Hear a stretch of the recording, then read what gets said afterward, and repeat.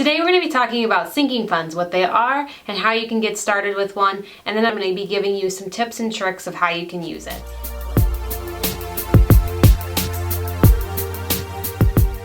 The simple definition of a sinking fund is basically a savings that you set aside over time in order to pay for something that you want or you need. So it can be something like car repairs, it can be something like a vacation, it can be something like you want to buy a new car, it could also be something like a baby fund, it could be all sorts of different things. It's basically savings that you set aside each month.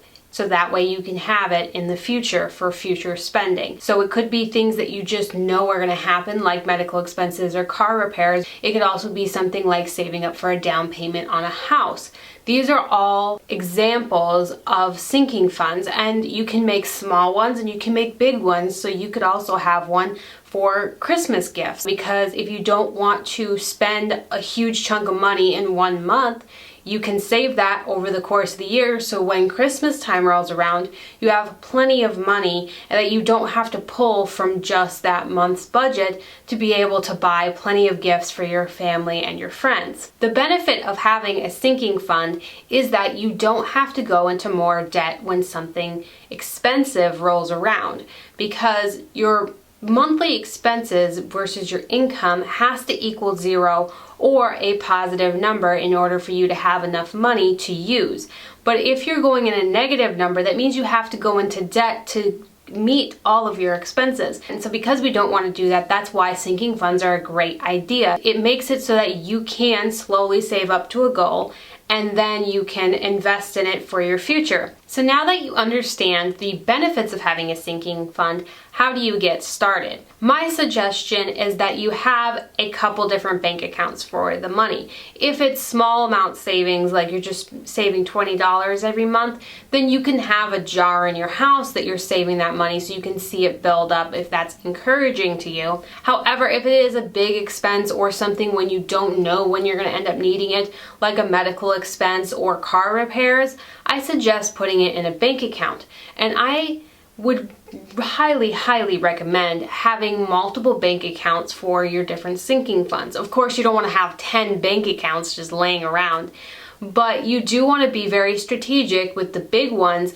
because sometimes the lines can start to get like blurry when you're thinking about, well, how much money did I put in the savings account for medical expenses versus how much did I put in it for getting a new car versus how much did I put in it for our vacation? You know, those lines start to get blurry after a while because you're doing this over the long haul. And you could end up overspending on one budget and then the next one comes along and you don't have enough money for it. So either you have to be really careful about tracking and writing down, this much money in my bank currently is for this much money is for this.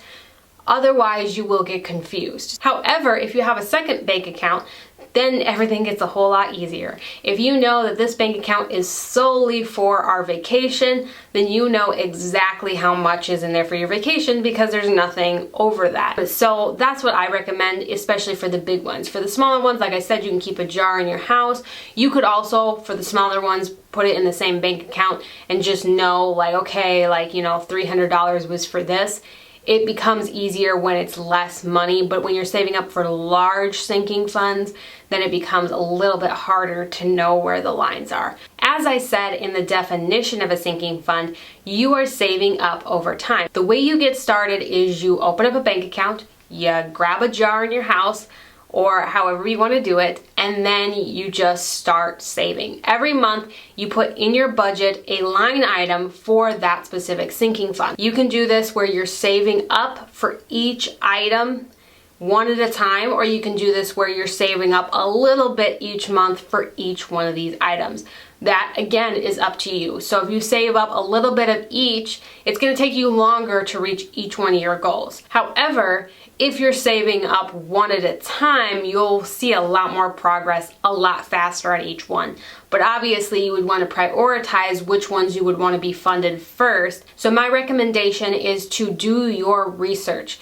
Yes, it'll take a little bit of time, but it will be worth it in the end. If you can do research on the type of vehicle you want, for instance, after your vehicle is dead and you decide you want a new vehicle, you're like, I want this kind of vehicle. Whether you want to buy it brand new or you want to buy it used, research the prices on that vehicle. Figure out how much you're going to need for a significant down payment, or the better plan, to pay it fully in cash. Then you can figure out, when do I want to have this done?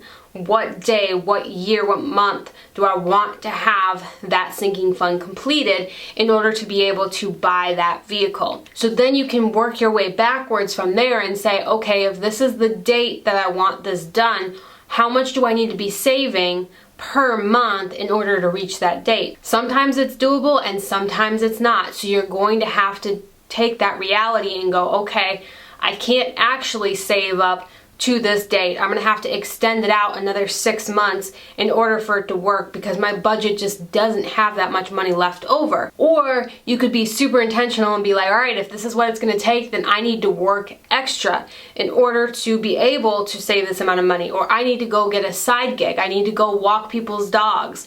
I need to go house sitting. I need to do something like that. I need to go Uber, Lyft, something else to make this extra money in order to be able to afford this by this date. So you have to make a sacrifice one way or another. You either have to sacrifice time to make it longer, or you have to sacrifice doing more work, or you can also sacrifice taking more things out of your budget.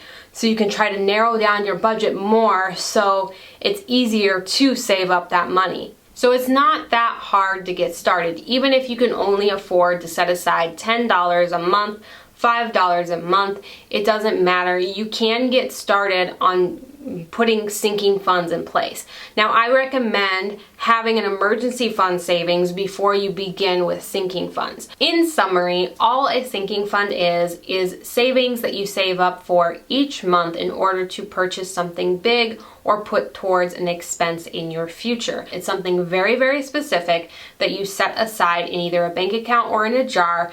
They can be small amounts or they can be large amounts, but it's basically something that you don't want to pay out of a single month worth of pay. If you can only save $100 and what you want to save up for is $200, you would basically start a small sinking fund for that, so that you could save up $100 this month and $100 next month, and then you would be able to purchase that.